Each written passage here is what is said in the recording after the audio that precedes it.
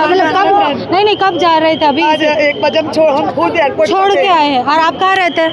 एक आनंद में 5 या 4 यहाँ से अहमदाबाद से वहाँ सेटल थे और यही के थे? 4-5 नहीं वहाँ सेटल वहीं रहते थे कि यहाँ रहते थे? यहाँ अहमदाबाद क्रोमा होटल वहाँ कानपुर में 4 रहते थे और एक आनंद से आए। अच्छा, और यहाँ पे रहते थे या फिर वहाँ सेट हो गए थे और यहाँ सिर्फ घूमने आए थे? वहाँ सेट यहाँ के है प्रॉपरली। यहाँ के पहली बार जा रहे थे लंदन? नहीं અને મારી સલમા બેન છે ને તો આજે જ પહેલી વખત ગયા। સલમા બેન પહેલી વાર ગયા। તમારા કોણ થાય છે? મારા વેવાણ થાય, મારી છોકરી અને બહુની ડિલિવરી હતી ને તો ડિલિવરી કરાવવા માટે ગયા। અને ત્યાં લંડનમાં શું કરતા હતા? એ નહીં ગયા, મારા બાપાના મમ્મીને મોકલ્યા છે, વહુના લંડન મોકલ્યા છે એમાં। 5 લોકો હતા અને એમની જોડે બીજા 4 જણાનો સાથ કરીને મોકલ્યા।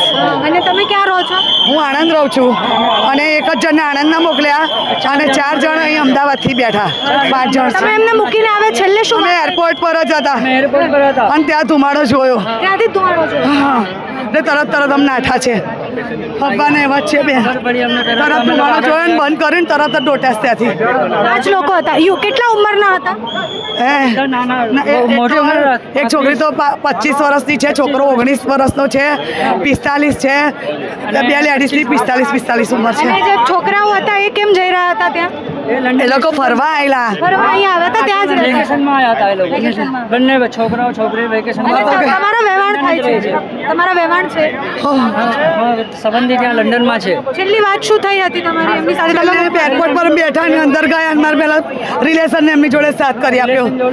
મારા બેબન હતા ને તમે એના જોડે સાથે બેસાડ દો ખાલી, બસ એટલું જ વાત થઈ છે।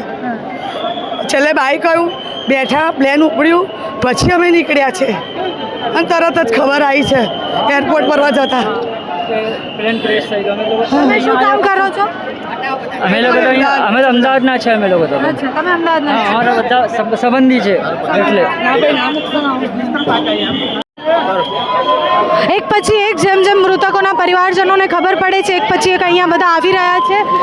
પીએમ રૂમની બહાર છે। અત્યારે જે પરિવાર સાથે વાત થઈ, એમના 5 લોકો એ ફ્લાઇટમાં હતા, એમના વહેવાણને મૂકવા ગયા હતા। 45 વર્ષના 2 મહિલાઓ હતા અને બાકી યુવા વર્ગના છોકરાઓ હતા, 19, 20 ને 25 વર્ષના। 100થી વધારે લોકોના મૃત્યુની આશંકા છે, જે આંકડો વધી શકે છે અને ત્યાંથી સતત એક પછી એક એમ્બ્યુલન્સ આવી રહી છે। અહીંયા જે